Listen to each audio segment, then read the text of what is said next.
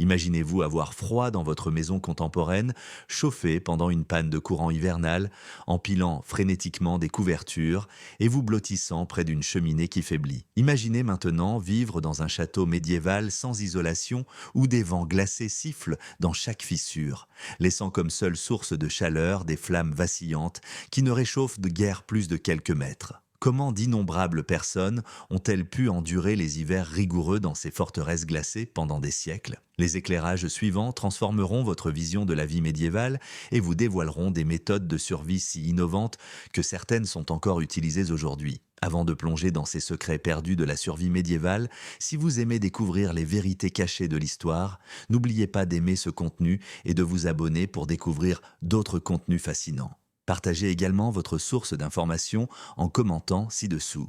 Il est étonnant de voir comment nous examinons ensemble des récits anciens venus des quatre coins du monde, unis par notre intérêt commun pour le passé et reliés par le temps et l'espace. Contrairement à la représentation séduisante des films, la vie de château médiéval était bien loin des fantasmes romantiques. Il ne s'agissait pas de pittoresques demeures en pierre avec des feux crépitants dans chaque pièce, il s'agissait plutôt de structures colossales et froides, érigées pour l'énergie et non pour la chaleur. Les murs des châteaux pouvaient bien mesurer jusqu'à 2 mètres d'épaisseur, faits de pierre, qui absorbait et restituait le froid comme une éponge, rendant les conditions de vie insupportablement glaciales pendant les mois d'hiver. Il est remarquable de voir comment des communautés entières prospéraient dans ces forteresses apparemment inhospitalières. Nobles, dames, serviteurs et soldats, ainsi que enfants et anciens, parvenaient non seulement à endurer, mais aussi à dormir paisiblement pendant des nuits qui nous engourdissaient en quelques minutes.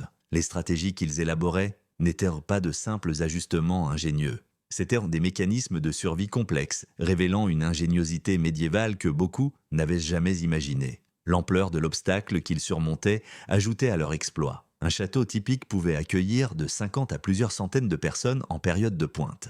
La grande salle à elle seule pouvait accueillir des dizaines de dormeurs chaque nuit, tandis que des chambres privées réparties dans la structure abritaient les familiaux nobles et leurs fidèles serviteurs. Chaque individu avait besoin de chaleur pour survivre, mais le combustible était coûteux, les incendies dangereux et la construction en pierre semblait conçue pour siphonner la chaleur des corps humains. Les solutions imaginées par nécessité, puis perfectionnées au fil des générations par tâtonnement, sont devenues complexes au Moyen Âge, car les familles se transmettaient des méthodes de chauffage comme des héritages précieux et les communautés de châteaux établissaient des structures sociales élaborées pour une chaleur partagée. Il en résultait un labyrinthe d'avancées architecturales, d'aménagements, de couchages intelligents et de tactiques de survie permettant de résister aux conditions climatiques les plus extrêmes. Une solution particulièrement sophistiquée impliquait une technologie de chauffage si avancée qu'elle paraît étonnante pour l'époque médiévale. Sous certains châteaux européens se trouvaient des systèmes complexes de canaux et de chambres de combustion en pierre,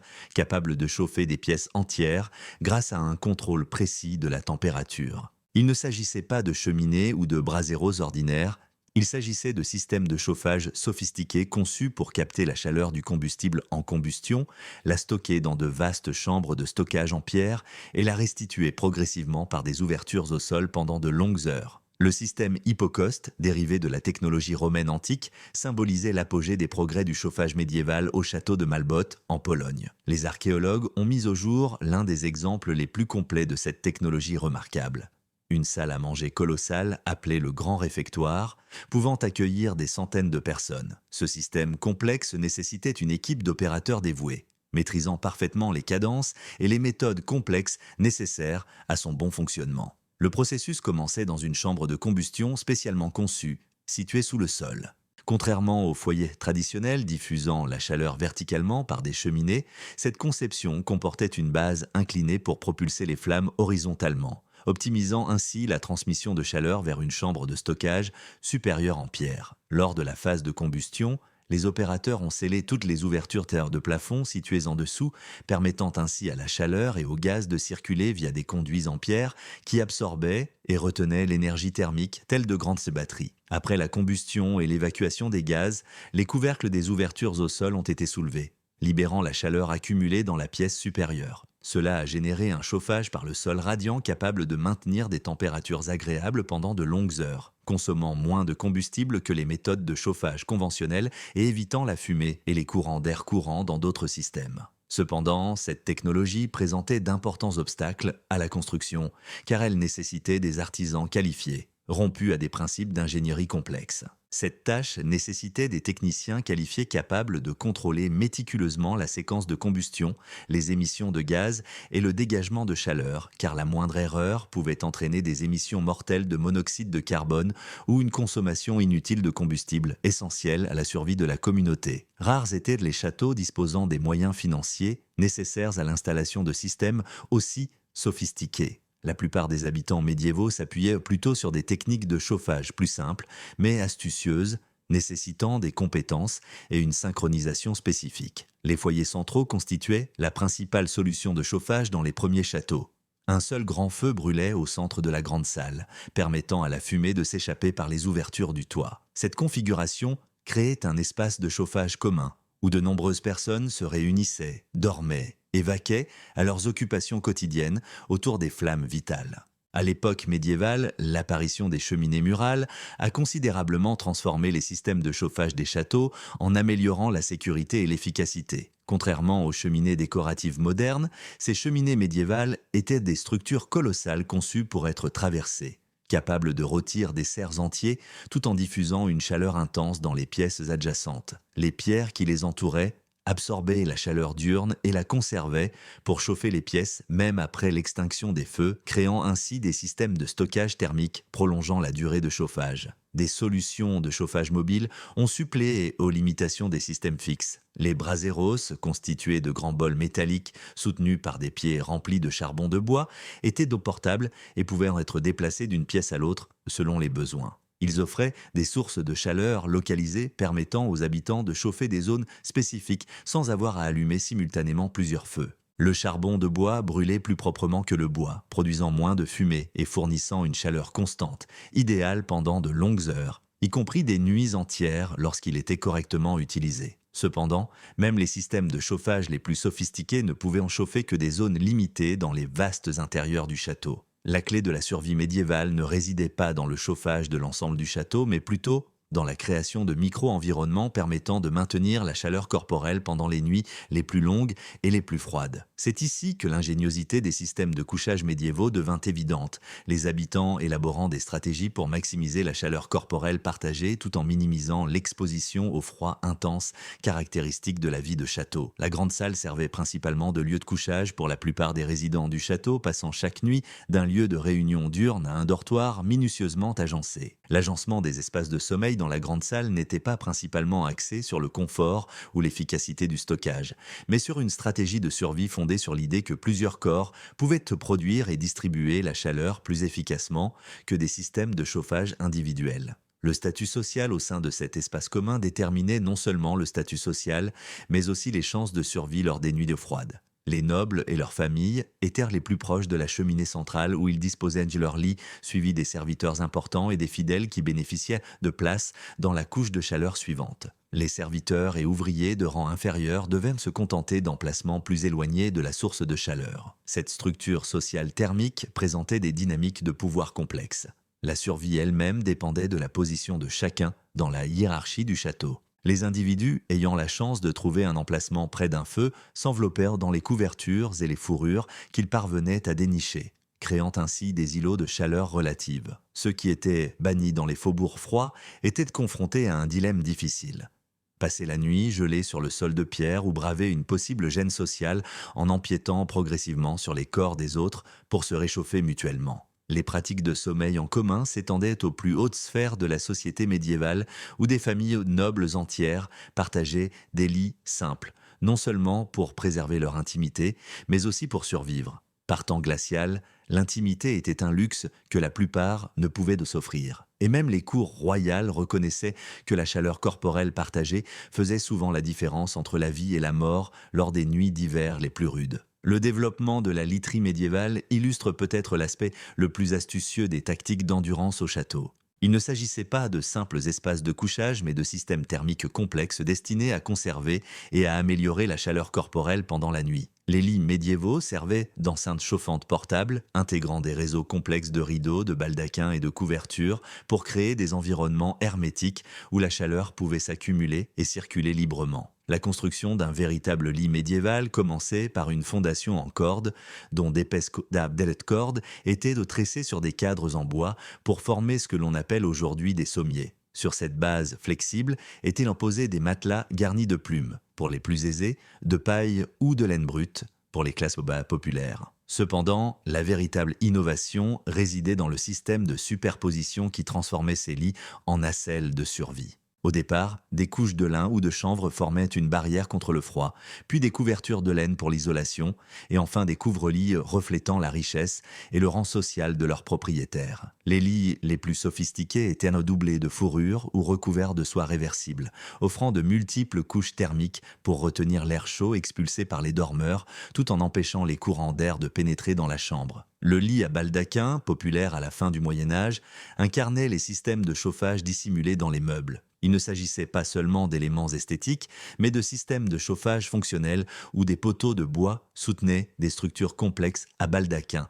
drapées d'épais rideaux qui pouvaient être fermés pour créer des chambres entièrement fermées. Correctement étanches, ces chambres pouvaient maintenir des températures nettement supérieures à celles de la pièce environnante grâce à l'accumulation de chaleur corporelle et à la circulation de l'air emprisonné.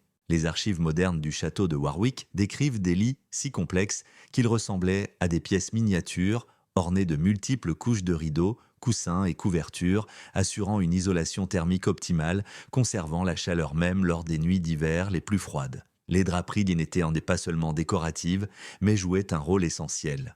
Leur tissu épais s'ajustait tout au long de la nuit pour réguler la température et la ventilation en fonction des conditions climatiques. L'une des techniques médiévales les plus inventives consistait notamment à préchauffer les lits à l'aide d'objets chauds avant leur utilisation. Cette méthode utilisait initialement des pierres ou des briques chauffées que les serviteurs chauffaient au coin du feu, puis recouvraient de tissu avant de les déposer rapidement sur les lits du château. Le timing était crucial. Trop tôt, les pierres refroidissaient avant le coucher et trop tard, les occupants avaient déjà froid sous leur couverture. À la fin du Moyen-Âge, ces premières méthodes de chauffage ont évolué vers des systèmes de chauffage complexes, tels que des casseroles métalliques remplies de braises incandescentes, qui pouvaient être manœuvrées sous les couvertures pour chauffer des espaces entiers. La maîtrise de cette technique exigeait une grande dextérité, car les opérateurs devaient trouver le juste équilibre entre fournir une chaleur suffisante et empêcher le tissu de brûler ou de créer un risque d'incendie. Les braises devaient rester incandescentes tout au long du processus, ce qui nécessitait un mouvement continu pour assurer une répartition uniforme de la chaleur, tout en évitant les points chauds susceptibles d'enflammer la literie. Certaines régions ont développé des machines de chauffage de lit plus sophistiquées, appelées bedwagons ou yimoines, des engins en bois constitués de grands cadres en chêne avec des arceaux incurvés enfermant des seaux remplis de braises incandescentes, équipés de plateaux en fer et de plaques de protection protégeant la literie du feu. Des chauffe-lits étaient placés sous les lits pour maintenir une chaleur constante, des mesures de sécurité empêchant les incendies courants de se propager par des méthodes de chauffage plus simples. La complexité de ces dispositifs souligne l'importance capitale que les sociétés médiévales accordaient au maintien de la chaleur pendant le sommeil.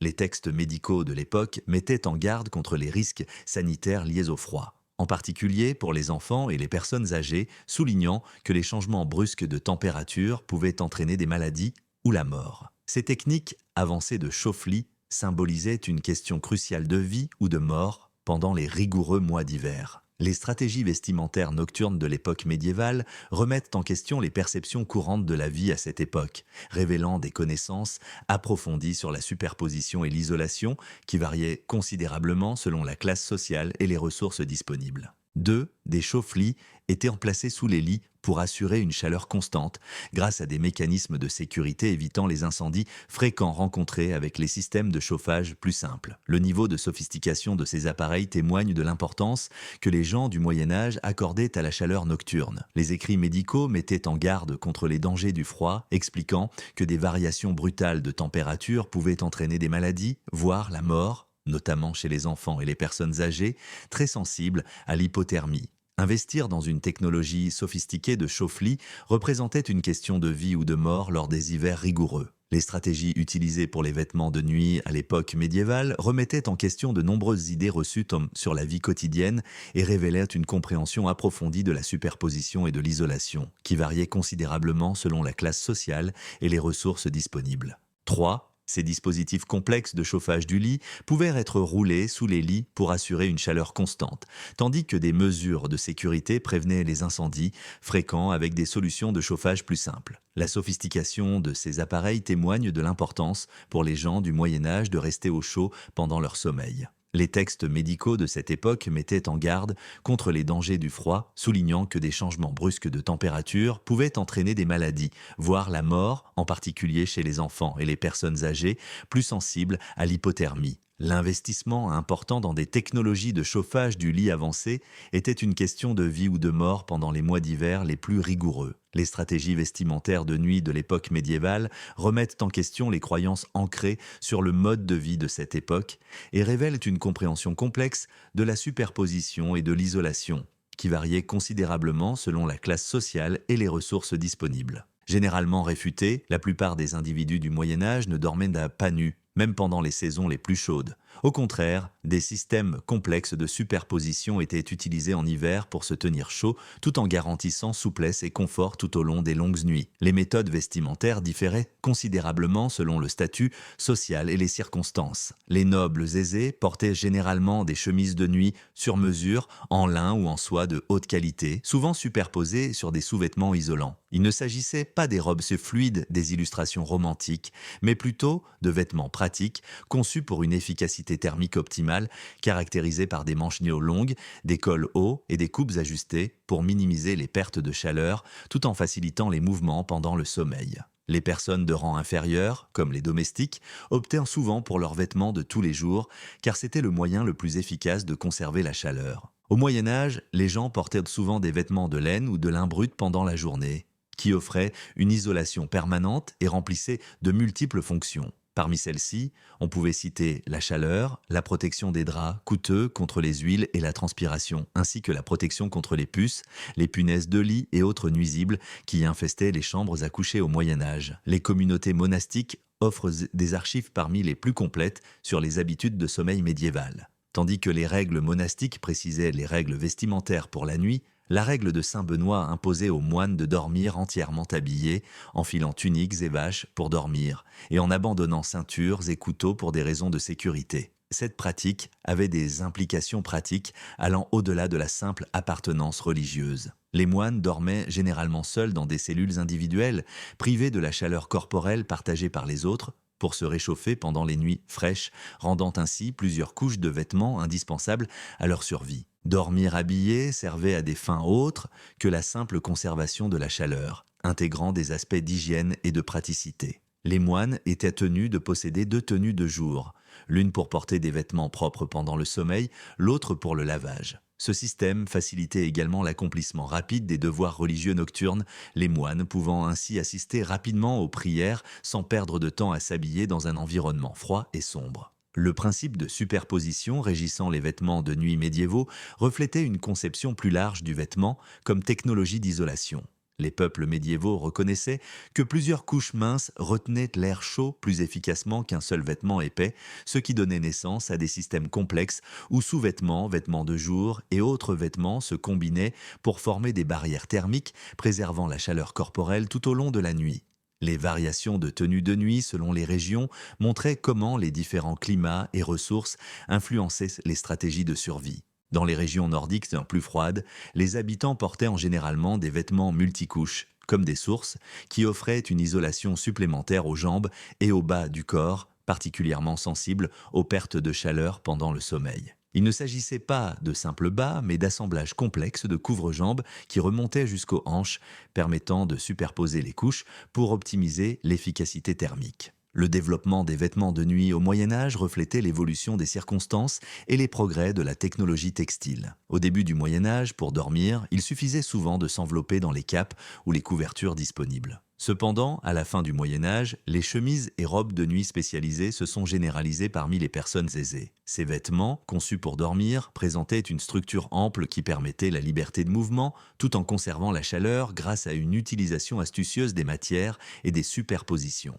Dans le contexte des habitudes de sommeil médiévales, la qualité et la quantité des vêtements influençaient considérablement les chances de survie lors des nuits glaciales. Les personnes aisées, qui pouvaient s'offrir des matières nobles comme la laine, le lin ou la soie, pouvaient confectionner une isolation efficace pour les soirées fraîches. A l'inverse, les plus démunis étaient contraints de faire un choix difficile. Utiliser leurs vêtements limités pendant la journée ou risquer leur durabilité en dormant avec, parfois pendant des saisons entières. Les effets psychologiques de ces pratiques vestimentaires transcendaient le simple confort physique et englobaient le statut social et la fierté personnelle. Même au milieu des conditions de vie difficiles des châteaux médiévaux, les individus adhéraient à des normes vestimentaires reflétant leur statut social et leur estime de soi. Des vêtements propres et ajustés pendant le sommeil témoignaient d'un statut social, séparant les personnes relativement en sécurité de celles qui se débattaient encore avec les besoins de survie. La complexité des méthodes de sommeil médiévales est impressionnante lorsqu'on considère les solutions ingénieuses conçues pour générer de la chaleur dans des environnements apparemment mortels. Les architectes de châteaux privilégiaient la défense au bien-être humain, concevant des structures où chaque détail compromettait le confort thermique. Cependant, les habitants de ces citadelles glacées ont mis au point des contre-mesures si efficaces qu'elles ont permis à des communautés entières de survivre pendant des hivers qui anéantiraient les populations actuelles, mal équipées pour affronter des conditions aussi rudes. Les lits médiévaux ont évolué vers des systèmes de chauffage complexes, essentiels à la survie durant les hivers rigoureux. Bien plus que des lieux de repos, ils étaient des capsules de survie méticuleusement conçues. Le lit à baldaquin qui en est ressorti symbolisait des siècles de progrès en ingénierie thermique, camouflés sous un mobilier de luxe, tout en fonctionnant comme un système de survie. La préparation de ces sanctuaires thermaux était un processus laborieux. Les serviteurs passant des heures chaque soir à effectuer des rituels de réchauffement élaborés, exigeant précision et habileté. Ce processus impliquait de chauffer des pierres ou des ustensiles en métal au feu principal, puis de transporter ces sources de chaleur dans tout le château pour réchauffer les chambres avant l'arrivée des occupants. Les contes modernes décrivent le procédé complexe qui consistait à chauffer efficacement le lit d'un noble. Les serviteurs chauffaient d'énormes pierres sur des feux de cuisine jusqu'à ce qu'elles dégagent une chaleur intense, les enveloppant de plusieurs couches de tissu pour éviter les brûlures et conserver la chaleur. Ces pierres enveloppées étaient rapidement transportées à travers les salles glaciales du château jusqu'aux chambres à coucher, où elles étaient stratégiquement positionnées pour créer des zones de chaleur permettant de maintenir un confort optimal pendant de longues périodes. Cependant, les pierres ne marquèrent que le début des innovations médiévales en matière de chauffage du lit. À la fin du Moyen-Âge, les réchauds métalliques remplis de braises incandescentes étaient devenus monnaie courante dans les foyers aisés. Utiliser ces appareils en toute sécurité exigeait une habileté exceptionnelle car les serviteurs devaient maintenir un équilibre délicat entre le maintien d'une chaleur adéquate pour réchauffer le lit et la prévention de la combustion accidentelle des tissus coûteux essentiels à l'isolation des familles aisées. La méthode d'utilisation des chauffe-lits témoigne des connaissances avancées acquises par les hommes du Moyen-Âge en matière de dispersion de la chaleur et de sécurité incendie. Les opérateurs placèrent stratégiquement des braises sélectionnées à l'intérieur de ces chauffe-lits, produisant une chaleur constante sans flammes excessives. Ils les déplaçaient ensuite systématiquement sous les couvertures pour répartir la chaleur uniformément et éviter les points chauds susceptibles d'allumer un incendie. Le timing était crucial. Une chaleur insuffisante rendait le lit insupportablement froid, tandis qu'un excès risquait d'embraser tout le dispositif. Certaines régions ont développé des systèmes de chauffage de lits complexes, dont certains atteignaient une complexité remarquable. Les chariots-lits français et italiens étaient essentiellement des systèmes de chauffage mobiles dissimulés sous des structures en bois. Ces dispositifs ingénieux étaient constitués de cadres en chêne avec des arceaux incurvés pouvant contenir des seaux de braise chaude tout en protégeant la literie du contact direct avec le feu. Au Moyen-Âge, les plateaux en fer et les plaques de protection avaient une double fonction: prévenir les brûlures tout en diffusant la chaleur dans les chambres. L'art de manipuler ces chariots ou chalumeaux chauffants exigeait l'expertise de personnel qualifié, maîtrisant le délicat équilibre entre sécurité et efficacité. Une ventilation excessive pouvait éteindre rapidement les braises, entraînant une chaleur insuffisante. À l'inverse, une faible circulation d'air pouvait entraîner l'accumulation de gaz dangereux, présentant des risques d'asphyxie ou d'empoisonnement. Les personnes qui utilisaient ces systèmes acquéraient des capacités quasi mystiques pour discerner les signes subtils indiquant des conditions de chauffage idéales. Des textes de cette époque soulignaient le rôle essentiel du chauffage du lit dans les techniques de survie médiévale. Les médecins mettaient en garde contre le fait qu'une exposition rapide à des environnements de sommeil froid pouvait entraîner une maladie immédiate, voire la mort, en particulier chez les enfants et les personnes âgées, dont l'organisme peinait à produire suffisamment de chaleur pour supporter des lits non chauffés. Les investissements des familles aisées dans les technologies de chauffage constituaient une véritable assurance-vie durant les rudes mois d'hiver. Pourtant, même les systèmes de chauffage les plus avancés étaient inefficaces sans une literie adaptée pour conserver et faire circuler la chaleur. Les lits du Moyen Âge présentés ont des structures en couches complexes, rappelant des projets architecturaux dont les multiples éléments collaboraient pour créer des espaces thermiques étanches, favorisant l'accumulation et la circulation de la chaleur tout au long de la nuit. Au cœur de ces systèmes thermiques se trouvait la construction de matelas optimisant l'isolation tout en assurant le confort pendant les longues nuits d'hiver. Les familles aisées utilisaient des matelas garnis de duvets ou de plumes délicates pour former des poches d'air et conserver la chaleur, tandis que les classes populaires se contentaient de paille ou de laine brute, qui offrait néanmoins une isolation supérieure à celle de dormir directement sur des sommiers en corde ou des cadres en bois. La véritable avancée résidait dans les systèmes complexes de couverture de lit, transformant les lits en abris de survie. Des couches de drap en lin formaient la première protection contre la pénétration de l'air froid, suivies de couvertures en laine retenant l'air chaud expulsé par les dormeurs, constituant ainsi leur principale couche isolante. Les couvertures extérieures étaient fonctionnelles plutôt que simplement décoratives, arborant des tissages denses ou des doublures en fourrure comme barrière finale contre les déperditions de chaleur. Les lits modernes présentaient des couvertures réversibles, offrant différents matériaux de chaque côté, permettant aux occupants d'adapter leurs propriétés thermiques aux fluctuations des conditions nocturnes. La soie d'un côté offrait une douceur confortable par temps doux, tandis que la laine ou la fourrure de l'autre offrait une isolation optimale pendant les nuits glaciales.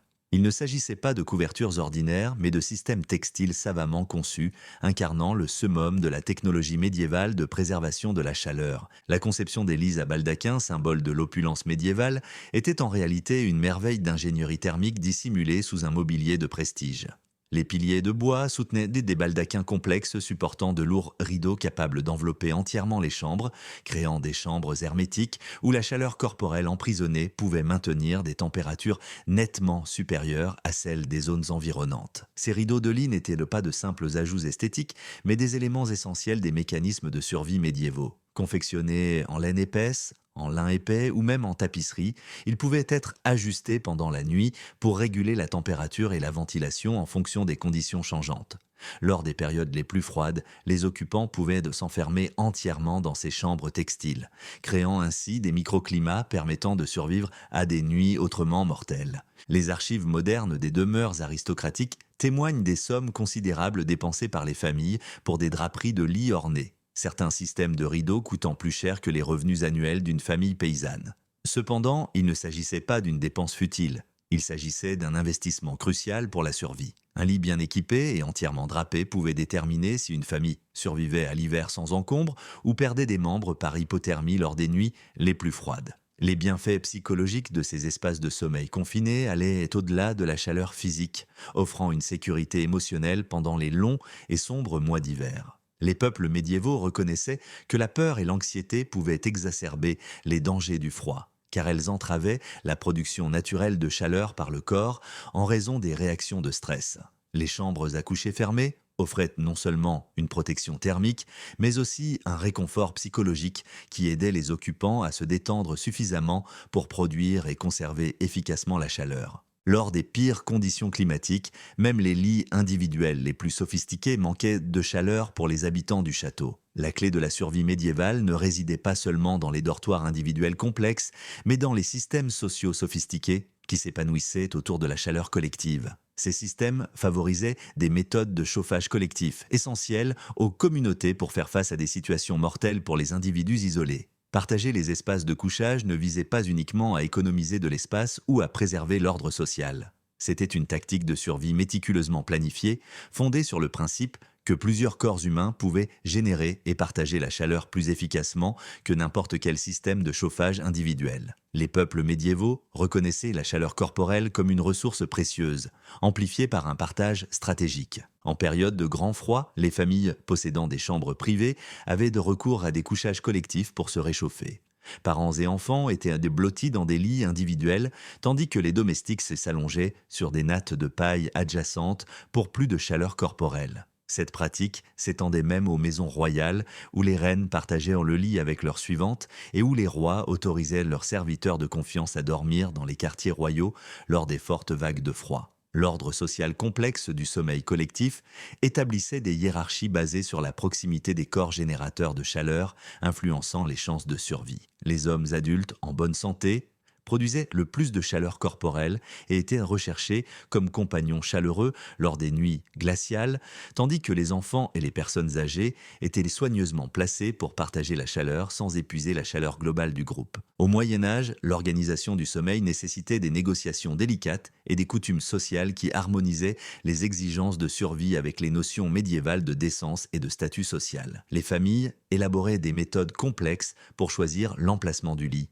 en tenant compte de facteurs tels que la production de chaleur, la hiérarchie sociale, l'état de santé et les relations interpersonnelles. La possibilité d'occuper un lit collectif chaud pouvait déterminer la survie jusqu'au printemps. Le développement de ces techniques de chauffage collectif témoigne de l'impressionnante adaptabilité des communautés médiévales face aux périls existentiels. Lorsque les solutions isolées s'avéraient insuffisantes, des structures sociales entières se transformaient, privilégiant l'endurance collective au détriment du confort personnel ou de l'intimité. Les habitants du château se partagèrent les tâches d'entretien du feu, de chauffage des lits et de protection des personnes vulnérables pendant les nuits les plus froides. Les récits modernes décrivent les soirées d'hiver dans les châteaux médiévaux comme des danses minutieusement orchestrées, impliquant de nombreux individus suivant des routines méticuleusement planifiées et visant à optimiser la distribution de la chaleur tout en réduisant sa dissipation. Les domestiques entretenèrent le feu toute la nuit, se relayant pour assurer un apport constant de chaleur, tandis que d'autres géraient les chauffe-lits et surveillaient les personnes vulnérables nécessitant une attention particulière. L'efficacité de ces méthodes de survie collective reposait sur une compréhension approfondie de la thermodynamique humaine, perfectionnée au fil des générations par les habitants du Moyen Âge par tâtonnement. Ils étaient experts dans l'identification des premiers signes d'hypothermie, savaient comment les différents physiques généraient et retenaient la chaleur et concevèrent des techniques de partage de la chaleur qui maximisaient l'efficacité, tout en minimisant les perturbations sociales potentielles susceptibles de saper l'unité communautaire en période difficile. Au Moyen Âge, les aménagements de couchage collectif ont redéfini ce qui était considéré comme un espace privé, devenu un privilège difficilement accessible en hiver. Aujourd'hui, il est difficile d'imaginer dormir au milieu d'inconnus. Pourtant, ces aménagements fonctionnaient efficacement au sein des communautés médiévales grâce à des normes sociales complexes qui préservaient la dignité et le respect, même dans les espaces partagés les plus intimes. Les vastes salles servant de dortoir, chaque nuit, obéissaient à des règles d'étiquette complexes, régissant non seulement les postures de sommeil, mais aussi la maîtrise du bruit et les pratiques d'hygiène. Il ne s'agissait pas d'un espace de liberté désorganisé. Il s'agissait plutôt d'environnements savamment organisés où la survie de la communauté reposait sur le respect de protocoles bien établis, garantissant le confort tout en minimisant les frictions. Au Moyen Âge, les gens ont appris à dormir profondément dans des conditions qui pouvaient rendre leurs contemporains agités et inquiets toute la nuit. Ils maîtrisaient l'art d'ignorer les bruits tels que les ronflements, les mouvements et autres sons émis par les nombreux corps endormis tout en restant vigilants face aux dangers potentiels affectant des individus ou des communautés entières. La transformation des grandes salles, lieux de réunion diurnes en dortoirs pour la nuit, exigeait une gestion logistique complexe, témoignant du savoir-faire organisationnel avancé des sociétés médiévales. Le mobilier, comme les tables et les bancs, devait être réorganisé ou retiré. Les zones de couchage devaient être attribuées en fonction du rang social, les feux devaient être entretenus avec soin et à des niveaux appropriés, et les mesures de sécurité devaient tenir compte de la vulnérabilité de la population endormie. Ces métamorphoses quotidiennes ont instillé un rythme et une régularité qui ont aidé les gens du Moyen Âge à s'acclimater psychologiquement aux conditions rigoureuses auxquelles ils étaient confrontés chaque soir d'hiver. Les tâches constantes de préparation, les devoirs mutuels de préservation de la communauté et la conscience que chacun rencontrait des difficultés identiques ont favorisé des liens sociaux qui ont soutenu les communautés dans les situations les plus impitoyables.